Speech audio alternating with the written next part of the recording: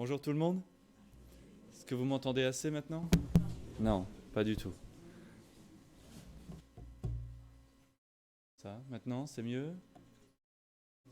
Ok, un petit peu. Ah, là, un peu trop. Ça va? Ok, ouais, ça va. Oui. Bon. Je vous invite à ouvrir vos Bibles. On va aller dans première épître de Corinthiens, au vers chapitre 15. Dites-moi quand vous êtes prêts. Oui, c'est ça, 1 Corinthiens, chapitre 15. C'est bon? On y va?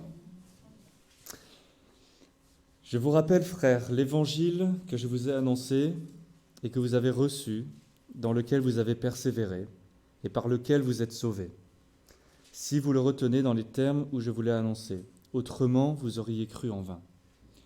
Je vous ai enseigné avant tout, comme je l'ai aussi reçu, que Christ est mort pour nos péchés, selon les Écritures, qu'il a été enseveli et qu'il est ressuscité le troisième jour, selon les Écritures. Il est apparu à Céphas, puis aux 12. Ensuite, il est apparu à plus de 500 frères à la fois, dont la plupart sont encore vivants, et dont quelques-uns sont morts. Ensuite, il est apparu à Jacques, puis à tous les apôtres. Après eux tous, il m'est aussi apparu à moi, comme à l'avorton, car je suis le moindre des apôtres. Je ne suis pas digne d'être appelé apôtre, parce que j'ai persécuté l'Église de Dieu. Par la grâce de Dieu, je suis ce que je suis, et sa grâce envers moi n'a pas été vaine. Loin de là, j'ai travaillé plus que tous, non pas moi toutefois, mais la grâce de Dieu qui est avec moi. Ainsi donc, que ce soit moi, que ce soit eux, voilà ce que nous prêchons, et c'est ce que vous avez cru. Or, si l'on prêche que Christ est ressuscité des morts, pourquoi quelques-uns parmi vous disent qu'il n'y a pas de résurrection des morts? S'il n'y a pas de résurrection des morts, Christ non plus n'est pas ressuscité. Et si Christ n'est pas ressuscité, notre prédication est donc vaine, et votre foi aussi est vaine. Il se trouve même que nous sommes de faux témoins à l'égard de Dieu, puisque nous avons témoigné contre Dieu qu'il a ressuscité Christ, tandis qu'il ne l'aurait pas ressuscité, si les morts ne ressuscitent pas. Car si les morts ne ressuscitent pas, Christ non plus n'est pas ressuscité. Si Christ n'est pas ressuscité, votre foi est vaine, vous êtes encore dans vos péchés. Et par conséquent, aussi ceux qui sont morts en Christ sont perdus. Si c'est dans cette vie seulement que nous espérons en Christ, nous sommes les plus malheureux de tous les hommes. Mais maintenant, Christ est ressuscité des morts. Il est les prémices de ceux qui sont morts. Donc si c'est un texte un petit peu long, mais qui explique bien, ce que Paul explique bien, qu'il y a vraiment grosse importance de la résurrection dans l'évangile que l'on croit et que l'on proclame. Souvent, on pense que la fête chrétienne la plus importante, c'est Noël. Si on demande aux gens dehors, ils vont peut-être dire ça. Et Noël, c'est la naissance de Christ. Christ est venu dans le monde, Dieu s'est fait chair, c'est très important, on ne le nie pas. Mais je pense que Pâques est plus important, dans le sens où c'est vraiment l'apogée de ce que Christ est venu faire. C'est vraiment le point final de son œuvre. C'est là où il a accompli toutes les choses. C'est pour ça qu'il est venu. Et que c'est pour ça que c'est vraiment important. Jonathan Edwards, qui était un prédicateur très classe il y a longtemps, disait que la résurrection de Christ, c'est l'événement le plus joyeux qui soit apparu. Parce que dans cet événement, Christ s'est reposé finalement de la grande et difficile œuvre d'acheter notre salut, de recevoir le témoignage de Dieu que tout est accompli. C'est plus joliment dit quand c'est Jonathan Edwards qui le dit. Mais Paul, c'est ce qu'il explique dans ce passage. Et c'est ce qu'il dit au début, dans les premiers versets qu'on a lus. Il dit « Je vous ai délivré ce que j'ai reçu, qui est de la plus grande importance, que Christ est mort pour nos péchés selon les Écritures, qu'il a été enseveli et qu'il est ressuscité le troisième jour selon les Écritures. Que c'est ce qui était promis par Dieu. C'était déjà écrit que ça se passerait comme ça. Et que Dieu a accompli ce qu'il a dit qu'il ferait. Et Paul précise bien que c'est fait selon les Écritures, que ceux qui doutent, mais ça sort d'où tout ça, c'était déjà écrit. Et il a juste accompli ce qu'il a dit qu'il ferait. Et on se rappelle que le christianisme, surtout dans l'église primitive comme là à qui il parle, les toutes premières églises là à Corinthe, c'était vraiment basé sur des faits. Il dit à qui il est apparu. Luc commence son évangile en disant « Je vais vous raconter ce que j'ai entendu de tous ces témoins-là qui ont vu Jésus ressuscité. » Et il donne des noms et des endroits aussi. À l'époque, on pouvait aller les voir, on pouvait vérifier si on voulait. Qu'il y a des récits de témoins oculaires qui ont vu, qui ont rencontré Jésus ressuscité. Et c'est pour ça que Paul écrit comme ça, parce qu'il dit, si tu ne crois pas ça, va leur demander à eux, parce qu'eux, ils l'ont vu, ils l'ont rencontré. Va leur expliquer que ce n'est pas vrai. Eux, ils étaient là. Et l'Église primitive, elle était faite de gens qui l'ont rencontré, et puis des autres qui ne l'ont pas vu, mais qui ont cru quand même. Des gens qui sont morts pour ça aussi. Parce qu'à l'époque, dans l'Empire romain, si on était un chrétien, on se soumettait à Christ et pas à César, on mourait pour ça, dans des manières horribles. Si Christ n'était pas vraiment ressuscité, les gens ne seraient pas morts comme ça. Ils auraient dit ok, on arrête, ça va et tout. Mais ils n'ont pas dit ça. Parce que tout ça, c'est vrai. Parce que Christ est vraiment ressuscité. Et plus l'Église était persécutée dans l'Empire romain, et plus c'était illégal et dangereux d'être un chrétien, comme aujourd'hui dans certains pays encore, plus l'Église grandit quand même. Et ça encore, ça nous prouve que ces choses-là sont vraies. Sinon, ça ne se passerait pas comme ça. Et dans notre texte ici, Paul nous dit à qui Christ est apparu. Il nous dit d'abord, il est apparu aux disciples. Alors on pourrait dire, oui, c'est facile, c'est les disciples. Les pharisiens pourraient les accuser de dire n'importe quoi, parce que comme ils ont dit, ils les ont accusés d'avoir volé le corps, par exemple. Mais il dit qu'ensuite, il est apparu à Jacques. Jacques, le frère du Seigneur, qui n'était pas un chrétien à ce moment-là, il n'était pas un croyant, jusqu'à ce qu'il rencontre Jésus ressuscité. Dans les évangiles, on voit quand Jésus voit ses frères, ses sœurs, il ne croit pas en lui. Mais après la résurrection, oui. Donc il s'est bien passé quelque chose là. Ensuite, il nous dit qu'il est apparu à plus de 500 personnes en même temps. Et je ne pense pas que ce soit vraiment très plausible que plus de 500 personnes hallucinent la même chose en même temps et vivent par ça et sont prêts à mourir pour ça aussi. Et ensuite, il nous dit qu'il est même apparu à lui, Paul, qui nous parle ici. Et que ça a vraiment fait aussi un gros changement dans sa vie. Si vous vous souvenez, dans le livre des Actes, 2 fois, Paul raconte sa rencontre avec Christ. C'est quand même assez dramatique.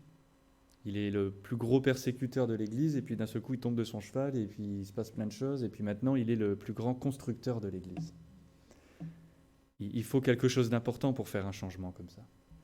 Parce qu'il a vraiment rencontré le Christ ressuscité dans un corps, devant lui, comme l'ont fait les autres. Et que ça fait une différence. Je ne sais pas si vous avez vu ce film, Risen, c'est avec un soldat romain qui était là pendant la crucifixion.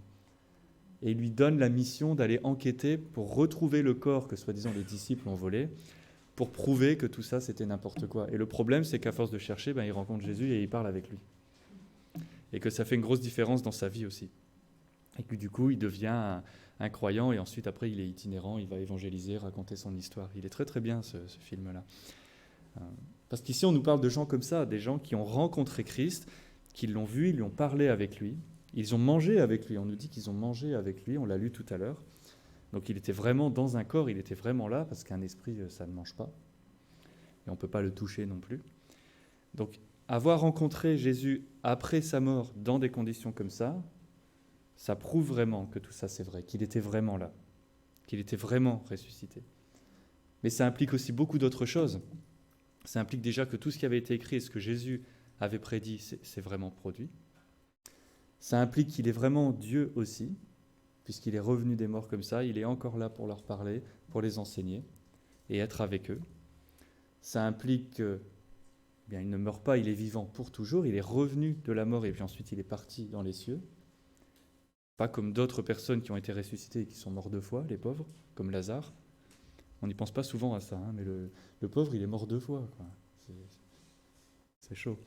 Mais voilà, donc Christ est vivant pour toujours, il est la tête de l'Église, il est notre représentant devant Dieu pour toujours. C'est-à-dire qu'avant, notre représentant, c'était Adam. Bon, déjà, Adam, il est mort, et surtout, Adam, il a péché, et nous sommes tous pécheurs. Maintenant, notre représentant, c'est le second Adam, c'est Christ, pour toujours, sans péché, parfait, approuvé par Dieu, qui a vaincu la mort, qui a vaincu le péché. Donc ça aussi, c'est une très bonne nouvelle pour nous. Et c'est sa résurrection qui nous assure ça. S'il n'y a pas la résurrection, comme dit Paul, ça ne sert à rien de croire tout ça, parce que ça ne marche pas. Donc encore une fois, Jésus, ici, on voit bien que, même si certaines personnes ne sont pas contentes avec ça, C'est pas juste un homme qui était très gentil, très intelligent, qui est venu instruire les gens, qui était très altruiste, puis ensuite il est mort et puis il nous a laissé des enseignements qui sont bons pour notre vie. C'est Dieu qui est devenu un homme, qui a vaincu la mort, qui est ressuscité et qui vit avec nous. Voilà. Et ça fait une grosse différence dans notre vie, à nous aussi. Il est vraiment le Fils de Dieu, il est vraiment la parole de Dieu faite chair. Il est venu mourir pour nos péchés, pour qu'on n'ait pas à le faire. Et il a été ressuscité pour notre justification, nous assurer ça. Dans le psaume 16, l'auteur nous dit que Dieu ne laissera pas celui qui est saint par lui, celui qu'il a mis à part, voir la corruption. Et c'est ça qui a été accompli ici. Le saint de Dieu, celui que Dieu a envoyé, son Fils unique, n'a pas vu la corruption de son corps. Il a été ressuscité et il est vivant pour toujours. Jésus avait dit ça, il a dit, voilà, il faut que le Fils de l'homme soit livré, qu'il meure, qu'il soit élevé, après 3 jours, il reviendra. Il a fait. Il a dit qu'il verrait le signe de Jonas, c'est ça, de revenir après ces 3 jours, de ressortir de la terre. Et beaucoup de personnes ont vu ça, ont témoigné ça, ça a été écrit pour nous. Et Jésus dit qu'on est plus heureux de croire que de voir. Donc c'est mieux pour nous, parce que nous on le croit même si on ne l'a pas vu. Quand on prend la Sainte Seine ensemble, c'est ce qu'on fait aussi. On proclame ce que Jésus a fait, jusqu'à ce qu'il revienne, on proclame que tout ça c'est vrai, et qu'on attend qu'il revienne. S'il revient, c'est qu'il est vivant. Sinon, c'est difficile. Quand on veut résumer l'évangile de Jésus en un seul verset, je ne sais pas si vous faites ça parfois, parce qu'on a très peu de temps pour parler à quelqu'un, moi j'aime bien utiliser Romains 5,8, que Dieu a démontré son amour pour nous, parce que quand on était toujours des pécheurs, il est mort pour nous. Mais il faut ajouter aussi, et c'est vrai, qu'il est aussi ressuscité, et c'est ça qui est très important. Et quand on présente l'évangile, il ne faut pas s'arrêter juste à ça, il faut aller un tout petit peu plus loin et préciser aux gens. Et en plus, il est vivant aujourd'hui. Il est ressuscité. Et il va revenir. Parce que c'est la note finale vraiment, comme une symphonie que Dieu aurait composée. Ça, c'est le final. Et on ne veut pas couper le morceau avant la fin. Certaines personnes utilisent Jean 3,16. C'est le plus commun pour ça. Et c'est très bien aussi, Jean 3,16. Mais dans Jean 3,16, il nous promet la vie éternelle à ceux qui croient. Ce sont des statistiques, on prend comme on les veut, mais 100% des gens meurent à un moment donné ou un autre. Et donc si on veut la vie éternelle, il faut qu'il y ait une résurrection alors. Parce qu'on va tous mourir physiquement, à moins que Jésus revienne avant. Donc la parole nous dit, vous allez tous mourir physiquement, il est donné aux hommes de vivre une fois et ensuite de faire face au jugement de Dieu. Pour qu'on ait la vie éternelle que Dieu nous promet et on croit en sa promesse, il faut qu'il y ait une résurrection. Et Paul nous dit, pour ça, il faut d'abord croire que Christ est ressuscité, pour que nous soyons ressuscités après. Voilà. Si on ne croit pas, il dit aux Corinthiens, si vous doutez de la résurrection de Christ, ça pose un problème pour votre propre résurrection, pour l'espoir que vous avez et donc pour la foi que vous avez dans les promesses que Jésus vous a faites. Tout ça, ça va ensemble. Et c'est là l'importance de recevoir toutes les Écritures, tout ce que disent les Écritures. Et on n'a pas déjà le luxe ou l'autorité de faire le tri là-dedans, mais surtout ça rend tout incohérent. Soit on reçoit tout et tout fonctionne, soit ça ne marche plus. Paul dit, si vous enlevez une doctrine comme ça, tout s'écroule. Ça marche pareil avec les autres choses, ça marche avec la naissance de d'une vierge de Jésus. Ça marche avec la création selon Dieu aussi. Il y a un enseignant que j'aime beaucoup qui s'appelle Amdor Cho qui explique ça en moins d'1 heure, très bien, que si on enlève la création, comme Dieu le dit, de notre théologie, toutes les catégories de théologie systématique, donc tout ce qu'on sait à propos de Dieu et tout ce que la parole dit, tout s'écroule. Parce qu'il nous faut vraiment tout ce que Dieu nous a donné, il faut garder tout. Donc ça, c'est très important. Il faut garder tous les miracles, toutes les promesses, il faut garder la mort de Jésus pour nos péchés, il faut garder la résurrection de Christ, qui est le point final de ça, et son retour aussi. Sinon, Paul nous dit, alors vous n'avez plus vraiment d'évangile, parce que tout tombe. Donc, s'il n'y a plus d'évangile, il n'y a plus de pardon des péchés. Donc, il n'y a plus de salut, il n'y a plus rien, il n'y a plus d'espoir pour personne. Et c'est là où il faut faire attention de bien conserver tout ce que Dieu nous dit, par la foi. Et il y a des gens aujourd'hui, même des dénominations chrétiennes, des églises, qui ne croient pas que Jésus est ressuscité. Ce n'est pas que les Corinthiens, c'est encore aujourd'hui. D'ailleurs, tout ce qu'on voit dans la parole, c'est pas fini, ça existe encore, c'est juste que ça change de forme parfois. Et malheureusement, ça existe encore. Des gens qui se disent, non mais il est ressuscité, oui, dans l'idée, mais il n'est pas physiquement ressuscité. Et vous vous souvenez, mon ami John Glass, qui était venu il y a quelque temps ici, il a rencontré un des grands responsables de l'église à Genève, l'église dans laquelle prêchait Jean Calvin. Et quand il l'a rencontré, il avait le droit de lui poser une seule question et il lui a demandé « Est-ce que tu crois que Jésus est ressuscité ?» Et la personne lui a répondu « Physiquement, non. » Et là, il était surpris quand même. Parce que dans ces cercles-là, ils pensent que c'est allégorique, qu'il est ressuscité dans l'idée, oui, mais il est reparti auprès de Dieu, mais il n'était pas physiquement avec les gens. Mais on l'a lu tout à l'heure pourtant. Il les a rencontrés sur le chemin d'Emmaüs, il a mangé avec eux, il leur a donné une étude biblique. Il les a sûrement pris dans ses bras un petit peu. Il était vraiment là avec eux. Et c'est très important parce que sinon ça change l'identité de qui est Christ et ça change ce qu'il a fait pour nous. Et selon Paul ici, ça change l'efficacité de ce qu'il nous promet. Et que c'est difficile de croire en ce qu'il nous promet si on ne croit pas déjà ce qu'il a fait. Là, il nous dit qu'il est les prémices, les premiers fruits de ceux qui se sont endormis. C'est-à-dire qu'il est le premier à être ressuscité pour ouvrir la voie pour nous et nous promettre que nous aussi, on sera là avec lui, qu'il va venir chercher son Église et faire la même chose pour nous. Donc quand Jésus a fait ça, il a accompli tout ce qui avait été écrit. Littéralement. Parce que Dieu fait toujours ça, il promet des choses et littéralement il l'accomplit, pas d'une manière allégorique ou quoi que ce soit. Qu'en faisant ça, il nous assure notre salut. C'est ça qui nous l'assure. Qui nous impute vraiment la droiture qu'il avait, la vie parfaite que lui il a eue, que nous on n'a pas. Et il nous dit, j'ai vraiment pris votre péché sur moi et je vous donne vraiment ma vie à moi. Pour qu'au jour du jugement, quand on sera devant Dieu, on sera en Christ. Et c'est lui que Dieu verra. Et à cause de lui, il nous dira, à vous ici, tes péchés sont pardonnés, tu as une droiture, une justice qui t'a été donnée, tu peux passer. Et que si on entre dans le royaume de Dieu, c'est uniquement à cause de ça. Et si on est assuré de ça, c'est parce qu'on croit vraiment qu'il est ressuscité. Au verset 17, il dit, « Si Christ n'est pas ressuscité, votre foi est vaine, elle est sans valeur, et vous êtes toujours dans vos péchés. » C'est-à-dire que si vous ne croyez pas que Christ est ressuscité, vous n'êtes pas pardonné de vos péchés. Parce que vous n'avez pas d'espoir de pardon. Vous n'avez pas la réconciliation avec Dieu. Il n'y a que la colère de Dieu qui a été posée sur Jésus qui est toujours sur vous alors. Mais si on croit qu'il est ressuscité, alors là c'est différent. Parce que notre foi, elle n'est pas dans un homme, certes très bien, mais il est mort il y a 2000 ans. Et puis on ne sait pas depuis ce qui lui est arrivé. Ou croire qu'il est mort pour tes péchés, et ensuite il est parti directement dans les cieux, mais on ne l'a pas vu entre deux.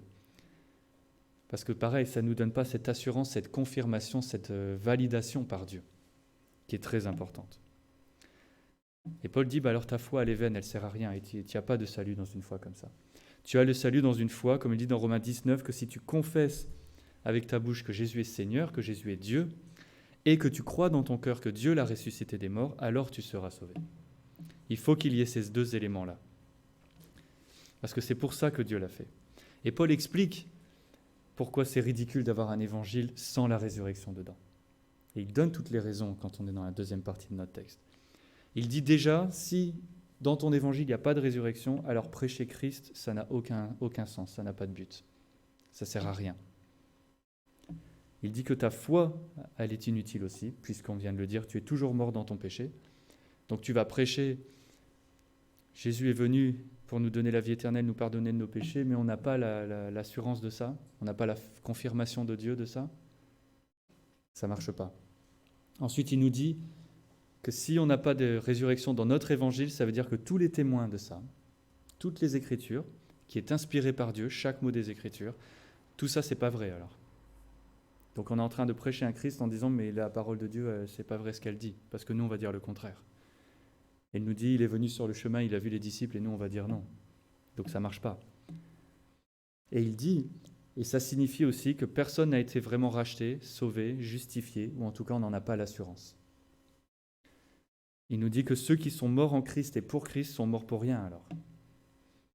Et quand il rassure les églises, comme les Thessaloniens par exemple, et il leur dit « Confortez-vous les uns les autres avec ces paroles que ceux qui sont morts en Christ sont avec lui et qu'il reviendra parce qu'il est vivant. » Et il explique la seconde venue de Christ. Alors tout ça, c'est pas vrai. Alors les gens qui sont morts en Christ, qu'est-ce qui leur arrive? On ne sait pas. Et finalement, il conclut en disant, mais alors si c'est comme ça, nous sommes les plus malheureux de tous les hommes sur la terre. Parce qu'on est en train de prêcher un message dont on n'a aucune assurance et qu'on ne sait pas vraiment ce qui va se passer. On n'a pas vraiment la certitude, la conviction que tout ça c'est vrai. Il dit ça au verset 19, que si on n'a pas de résurrection dans notre évangile, on n'a aucune assurance de notre salut. On a juste un vague espoir que peut-être ça va marcher. Qu'on espère que c'était bon, que son sacrifice est accepté, mais on n'a pas vu le résultat. C'est comme si on avait payé quelque chose et on n'a pas eu le reçu après pour le prouver. Mais c'est ça qu'a fait la résurrection. C'est Dieu le Père qui dit, voilà, j'atteste ici publiquement que je reçois ce sacrifice-là. Et que ceux qui croient en mon Fils peuvent être assurés, ils ont un reçu. Voilà. Vous savez que ça a été accepté par Dieu, vous savez que la dette a été payée, que votre péché est pardonné. Donc on a besoin de ça, que le sacrifice de Christ a été validé par Dieu, et c'est ça que fait sa résurrection. C'est à ça que ça sert. Qu'au tout début de l'évangile de Matthieu, quand il était annoncé que Jésus viendrait, vous vous souvenez, Matthieu 1, 21, il est dit « Il viendra sauver son peuple de leurs péchés ». Et la résurrection, c'est Dieu qui dit « Voilà, il a sauvé son peuple de leurs péchés ». Ça, c'est fait. Et c'est Dieu lui-même qui le dit en faisant cet acte-là. Qu'à la croix, Jésus a dit « Tout est accompli ». Et à la résurrection, c'est Dieu le Père qui dit « Oui, je confirme. Je confirme que tout est accompli ». Et tout le monde est au courant, et des centaines de gens l'ont vu, et ont témoigné de ça, et nous l'avons écrit ici. Donc c'est vraiment l'acte final du travail rédempteur de Christ, c'est ce qu'il est venu faire. Quand Philippiens 2 nous dit, il est venu, il s'est humilié lui-même comme un esclave, et il est mort, et il est ressuscité, et maintenant il est élevé dans les cieux. Et c'est exactement ce qui s'est passé. Donc c'est très important, encore une fois, comme Paul le dit, de s'assurer de communiquer ça aux gens, et pour nous aussi d'en être assurés, de ne pas l'oublier, que notre foi repose en Christ qui est vivant, qui est ressuscité. Et c'est très important. Qu'il n'est pas juste mort pour les péchés. Il est revenu des morts. C'est très important. Plus tard dans la même épître, Paul dit que s'il n'y a pas la résurrection, alors la mort n'a pas été vaincue. En tout cas, officiellement, on ne l'a pas vue. Et alors, comment on peut dire « Mort, où est ta victoire ?» Comment est-ce qu'on peut avoir cette assurance que la mort est vaincue, que la mort a perdu son pouvoir? Et c'est la résurrection seulement qui nous le donne. Il n'y a rien d'autre qui va nous l'assurer comme ça. Que Jésus est vraiment vivant et qu'on sera vivant pour toujours avec lui. On a besoin de ça. Et Paul dit, sa résurrection est liée à la nôtre. Et encore une fois, si on croit que nous serons tous ressuscités, tous avec Christ pour toujours, ça commence par croire que lui, il l'a été. Et que lui, il est vivant aujourd'hui. Il dit, sinon, vous croyez en rien. Vous n'êtes pas sûr. Alors on essaie, comme on peut, de faire notre mieux dans cette vie-là, et on espère que ça marche, mais je ne crois pas que la foi, ce soit comme ça. Le livre des Hébreux dit que la foi, c'est l'assurance des choses invisibles, déjà. Mais la résurrection, les gens l'ont vue, donc c'est encore plus sûr. Ils l'ont vue, et ils nous l'ont dit, et ils en témoignent. Des centaines de personnes. Vous imaginez des centaines de personnes qui se sont tout de suite réparties partout quand Jésus les a envoyés être des témoins dans la Jérusalem, la Judée, la Samarie. Et ils ont dit, j'ai vu Christ ressusciter moi-même. Et j'ai mangé quelque chose avec lui. Et il m'a dit ça. Ça fait quand même quelque chose de différent. On est vraiment au-delà de juste, il y a cette promesse écrite. C'est autre chose. Dieu est vraiment bon avec nous de l'avoir organisé comme ça. Et donc Paul dit que voilà, sinon, on n'a pas vraiment d'espoir. Et c'est difficile de vivre sans un espoir sûr, une espérance sûre. Qu'un jour, il reviendra pour nous, que nous serons ressuscités aussi, qu'on sera dans un monde parfait qu'il aura recréé, qui celui-là ne sera pas tombé. Où il n'y aura pas de péché, pas de larmes, pas de peine, pas de douleur, juste la présence de Dieu pour toujours. Et si on veut ça, et qu'on vit par cet espoir-là, et qu'on garde nos yeux fixés sur ça, parce que ce n'est pas toujours facile, ça ne tient pas si on n'a pas un Christ ressuscité d'abord, et que c'est la fondation de toute chose. Sinon, on vit cette vie-là, et on essaie d'en faire le mieux possible, et puis qu'est-ce qui nous différencie d'un non-croyant alors ? Qu'est-ce qui nous différencie des religions des hommes, qui nous disent, toutes les religions des hommes, c'est « voilà ce qu'il faut faire, fais-le du mieux que tu peux, et puis on espère que ça passe quand tu seras devant le jugement. » Mais ça, c'est pas la foi chrétienne, ça. La foi chrétienne, c'est « il a déjà tout accompli, il est ressuscité pour te l'assurer, maintenant tu sais qu'au jour du jugement, c'est bon pour toi. Et maintenant, tu peux vivre avec lui, être transformé et le servir, pas en espérant que ça vale quelque chose pour ton jugement, mais en sachant que ton jugement, il est déjà assuré. » C'est très très différent, c'est le contraire en fait. Sinon, on va faire les choses par nous-mêmes, en espérant que ça vaut quelque chose, ça va être fait par la chair ne peut jamais plaire à Dieu.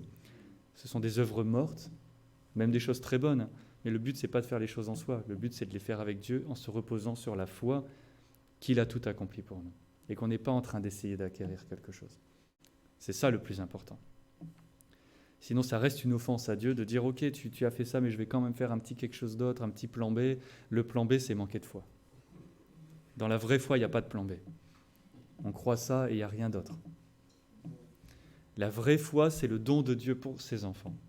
La vraie foi nous fait croire que Christ est ressuscité, qu'il a vraiment payé pour nos péchés, que c'est payé complètement, et que Dieu a approuvé ça, et qu'il nous précède dans la gloire de Dieu et qu'on sait qu'on ira avec lui. C'est ça la foi que Dieu donne.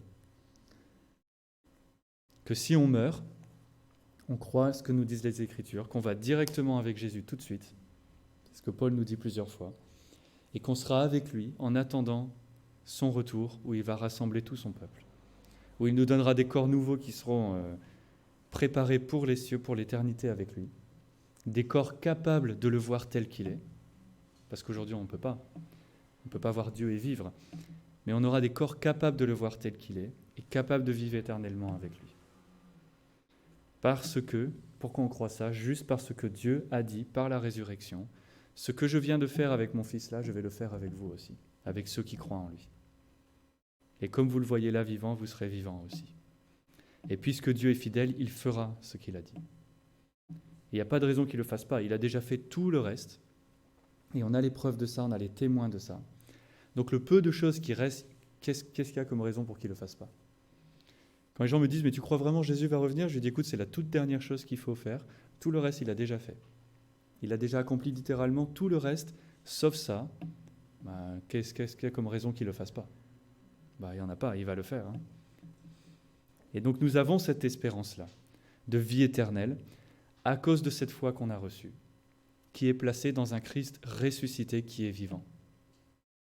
Et c'est pour ça que ça marche. Et c'est pour ça qu'on vit par la foi.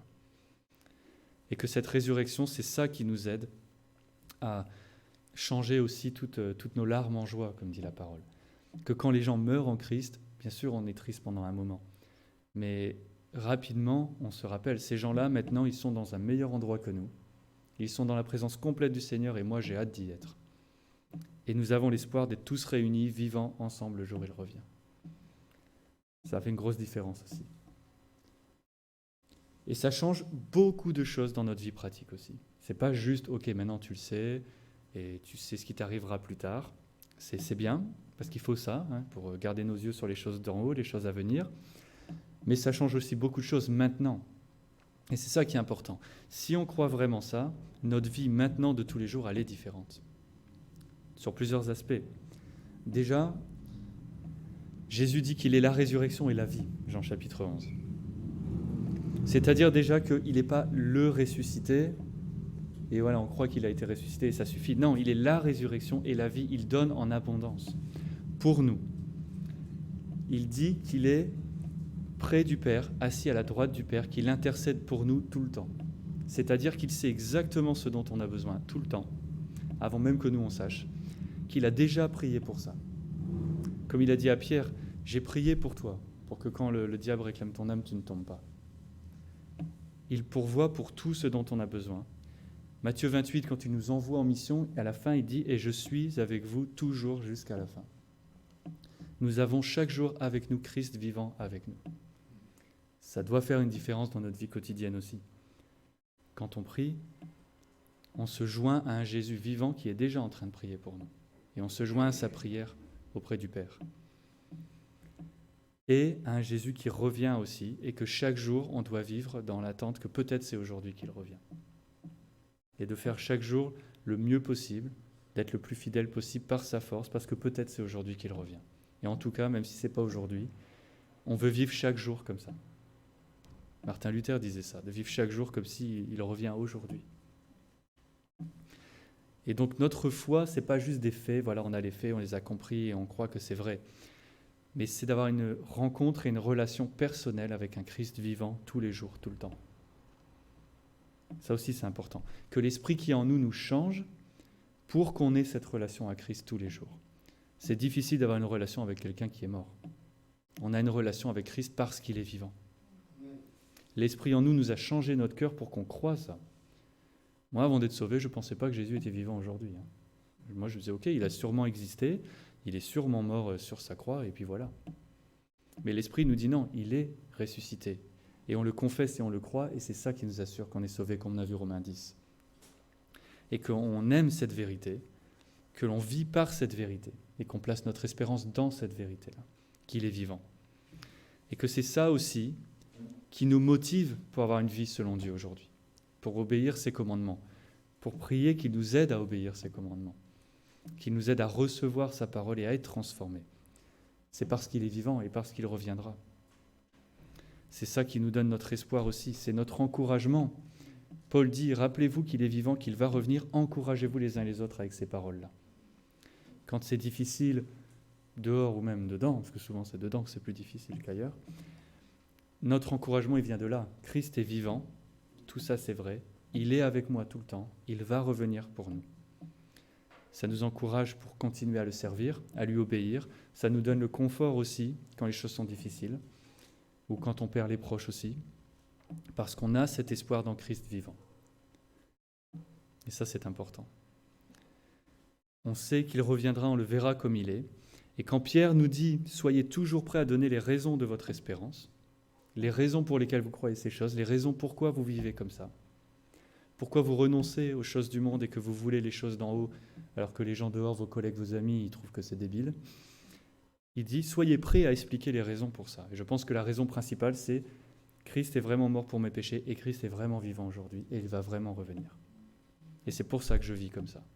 Et c'est pour ça que je veux rejeter ces choses et que je veux chercher ces autres choses, même si ce n'est pas facile. Et que je vais travailler dur pour ça, alors que d'autres personnes nous diraient « mais ne te prends pas la tête comme ça, c'est pas si grave ». On dit « si, c'est grave ». Et même si c'est très dur, je veux le faire, parce qu'il est vivant, parce qu'il a vraiment fait ça pour moi, par sa grâce, parce que je ne le méritais pas. Nous, on méritait le contraire, en fait. Souvent, on dit « on ne méritait pas d'être sauvé », c'est vrai. Mais ce n'est pas comme si on méritait rien et on a eu ça. Non, on méritait d'être éternellement puni. Et à la place, on est éternellement sauvé.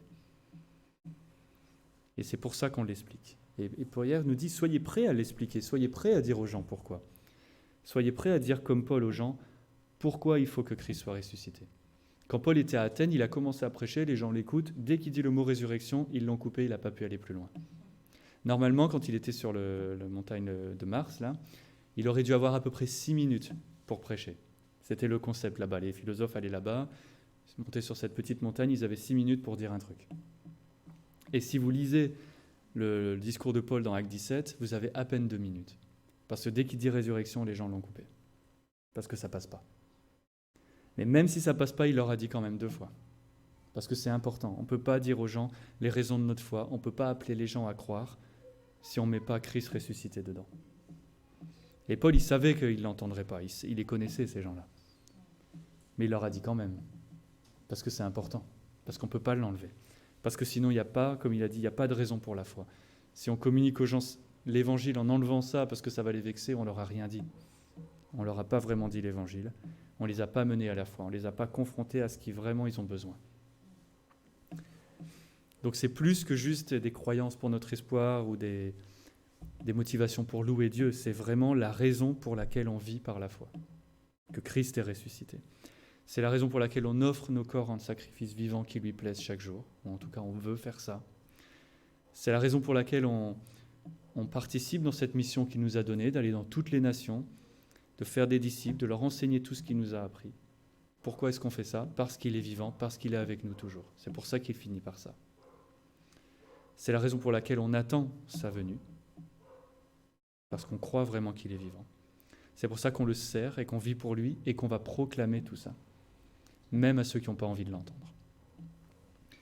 Donc encore une fois, c'est vraiment le message le plus important ici, selon moi, de toujours se rappeler et toujours déclarer que Christ est vraiment vivant. Et c'est ça qu'on déclare aujourd'hui. Nous prions ensemble. Seigneur notre Père, on te remercie infiniment, parce qu'aujourd'hui, comme c'est pas qu'on célèbre ta résurrection, la résurrection de ton Fils, mais que tu nous aides chaque jour à être reconnaissant pour ça, à te louer pour ça. Parce que tu es venu vraiment, en la personne de Jésus, accomplir toutes les choses pour nous par ta grâce. Que tu es venu porter nos péchés, que tu es mort à notre place, que tu as reçu la colère qui nous était due, et que tu es revenu d'entre les morts pour nous assurer que tout ça, c'est bon, c'est fait, c'est pour nous. Que tu nous assures que toutes ces vérités sont vraies, que ton retour aussi est vrai. Et on te prie que tu nous aides à ce que ces vérités soient vraiment profondément enracinées dans nos cœurs, et que ça nous change vraiment de l'intérieur davantage.